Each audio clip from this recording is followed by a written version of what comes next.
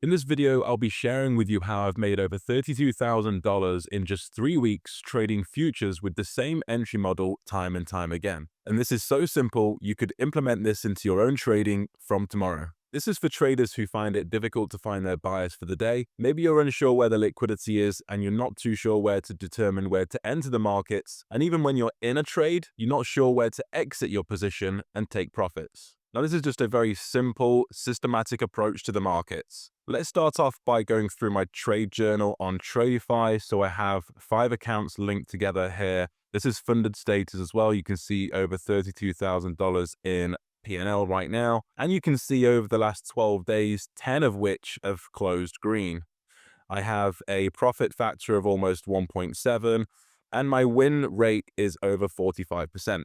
You can see also down here in recent trades, my only asset traded is NQ or the NASDAQ. And that's what I'm going to be sharing with you today. So let's jump over to TradingView, and I'm just going to share something to the side about the actual entry model system that I'm going to share. So we all know that there's 3 sessions for the day. You've got the Asia session, we have the London session, and then we have the New York session. And what usually happens is 2 things. One, the most of the trading volume and the volatility of the day, especially in US indices, is the New York session, which is typically where you'll find me trading this setup. The second thing is you'll find mostly consolidation during Asia and London. There's manipulation during London and early New York, and then continuation into the New York session, which looks a little like this. So you'd get consolidation during Asia, you'd get manipulation during London, but little volatility, and then you'll get manipulation during New York before giving the major move of the day. Now I'm going to bring you through an exact live example over on Wednesday, the 16th of July, where I took not only sells, but I also took buys as well. I'm going to run you through the whole setup. So let me go to the 4-hour first of all.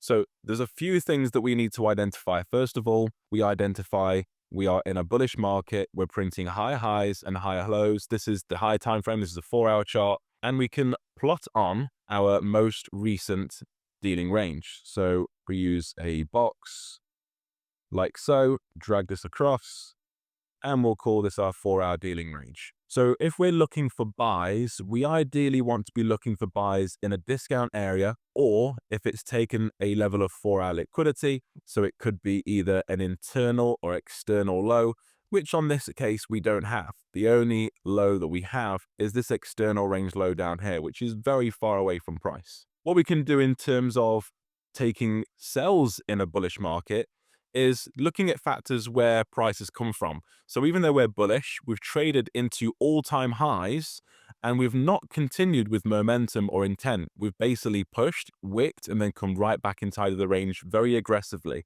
And the other thing that the 4-hour price has done is it's left this inefficiency between these wicks and these wicks, which is something that I identified on that morning. And later on, I'm going to actually share with you a small segment into a live session that I ran about 5 hours before taking these trades with my students. So if I have reason to believe that 1, price is going to come back and fill this imbalance, and 2, is going to continue lower into discount before taking buys, even taking liquidity resting below, this would be London session, and I'll show you in a moment, then I'd be looking for buys in this area. It's all about anticipating where price is going to head next based on the same confluences that you're using day in, day out. Just like the previous few days where we had this imbalance here to the left, and then price reacted from the highs, you're expecting price to pull back and it fills that imbalance just like so.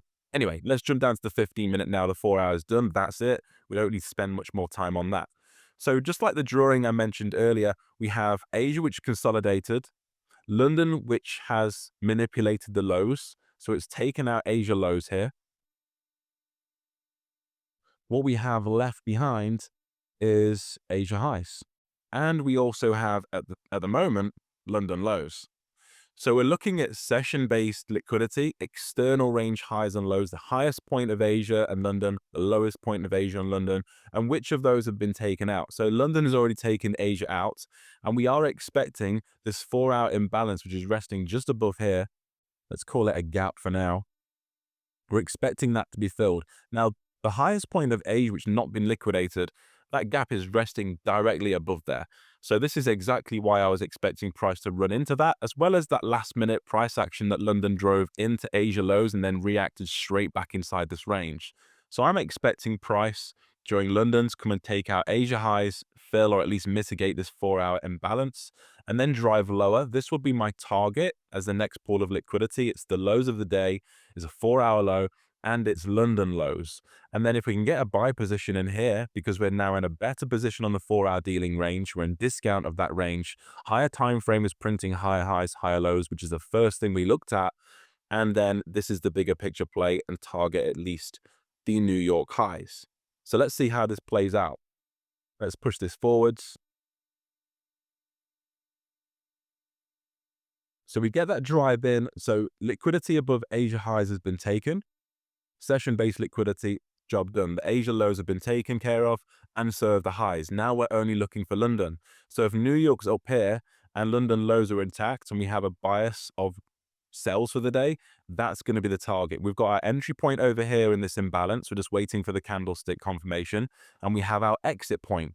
So if you're struggling on knowing where to enter and exit, this is a clear-cut plan. So we're waiting now for a bearish candle, and you could have either got in on this one. For me personally on the day, even though there's nothing wrong with getting involved in that, some of my students did take this one and they had a stop wide enough that kept them in.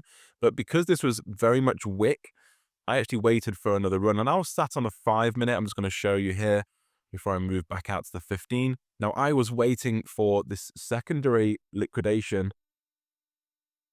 because we had this sideways consolidation. If price was going to run in like this and then go, it would have gone straight away, but it was hanging around. And that's why I decided to wait for further confirmation. Now I did get involved before the 5-minute candle had closed. I'll show you. There you go.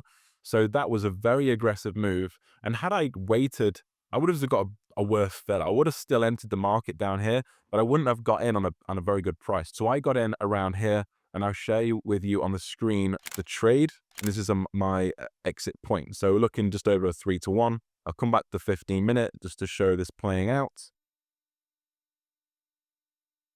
There we go. Target met. Now at this point, you can see that reaction.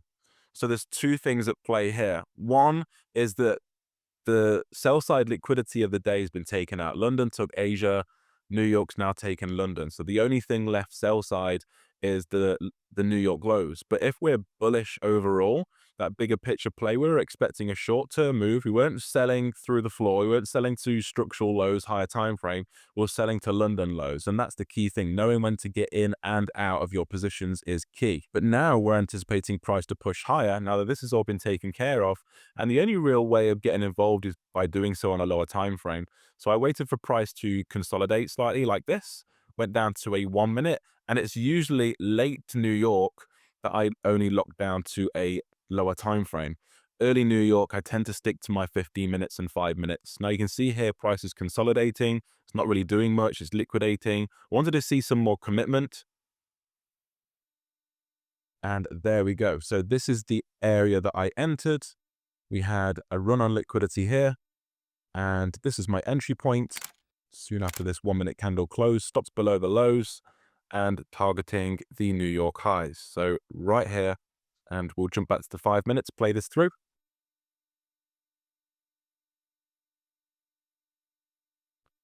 Just like so.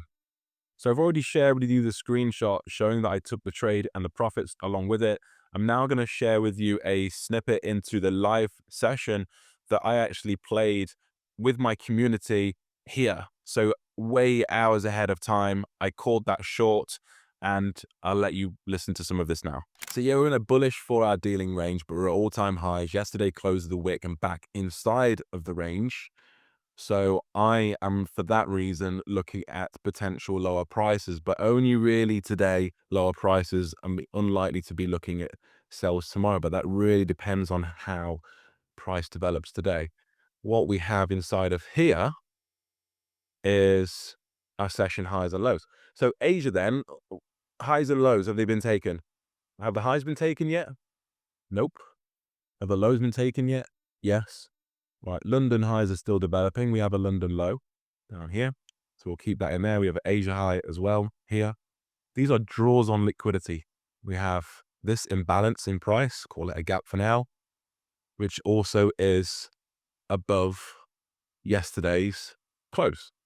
Opening price, low, high, closing price. So if we trade into, wow, terrible line. If we trade into that, we take out whatever London highs is. It's probably going to look like this. And then we'll have a London high. Take that out. Take Asia highs. Mitigate or fill the gap. Liquidate above yesterday's highs. How many confluences do you really need to take a trade? Come on. I'd be more than happy to take that off a 5 or a 15-minute. If, even hypothetically speaking, if you were to take this trade, where would you take profits? Yeah, London lows. Absolutely.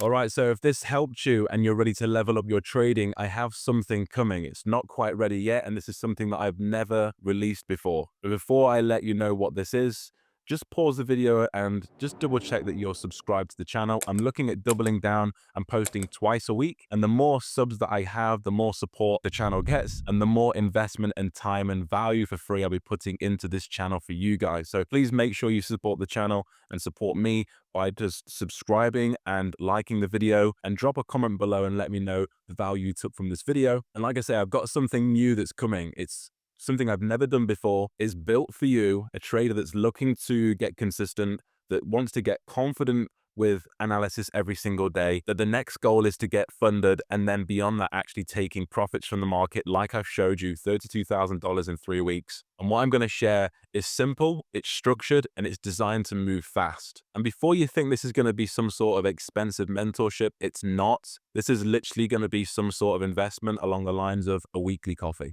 Now, it's not out yet. There is a waiting list, and I've dropped it in the description below and in my bio. You can get early bird access if you apply now. So go do that.